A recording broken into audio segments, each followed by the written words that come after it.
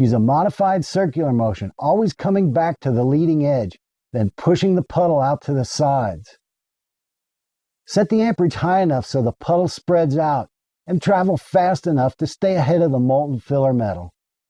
Watch both sides to avoid undercutting along the edges. For the first pass deep in the corner, angle the rod up slightly.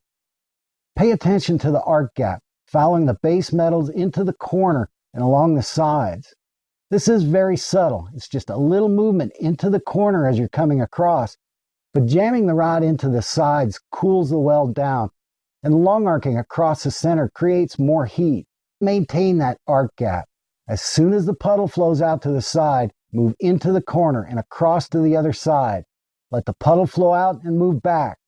Set the amperage and adjust the travel speed so you don't have to wait too long on the side. Depending on the amperage setting, slow down or hesitate on the sides until the puddle flows out. Move across the center a little quicker and slow down to let the puddle flow out on the other side. Then just side to side, keeping the upward progression tight. T-joints in any position will draw in the direction of the weld. If you can get to both sides, alternate welding on one side, then the other until you're finished. These can be beveled at a 45-degree angle, opening it up so you can get the rod all the way to the bottom. The beveled edge is going to heat up quicker than the flat. Angle the rod into the joint, making sure the puddle flows out and ties into both pieces. Keep the top of the filler beads flat to avoid trapping slag, and leave the top edges as guides for the cap. On thinner metal, you can tack up the pieces without a bevel, then use a grinder to groove the joint. For ornamental type projects, you can grind the weld for a nice square corner. Maximum penetration, tack up leaving a small gap.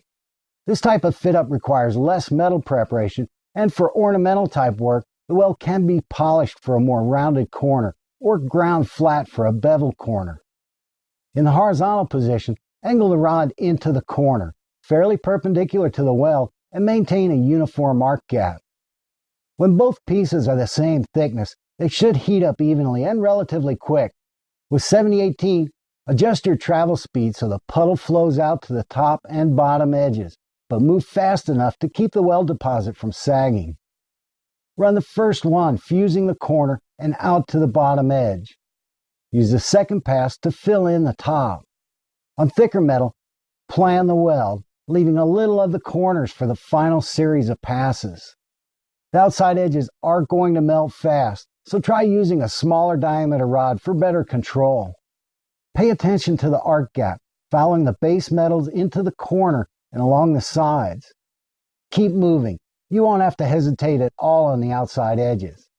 You can make a fillet on the inside, but this will tend to draw the pieces in the direction of the weld.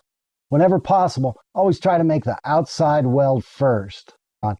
You need to experiment with the amperage, rod angle, and travel speed, learning to control the amount of weld deposit and figuring out just how much metal you can carry without having it sag or drip. Make slight adjustments in the travel speed when necessary to maintain the puddle, and use the rod angle to control the shape of the weld buildup. Focus on the weld puddle, watching the sides tie in and keeping the filler metal from overheating. Above all else, take your time, have fun with this, and work safely.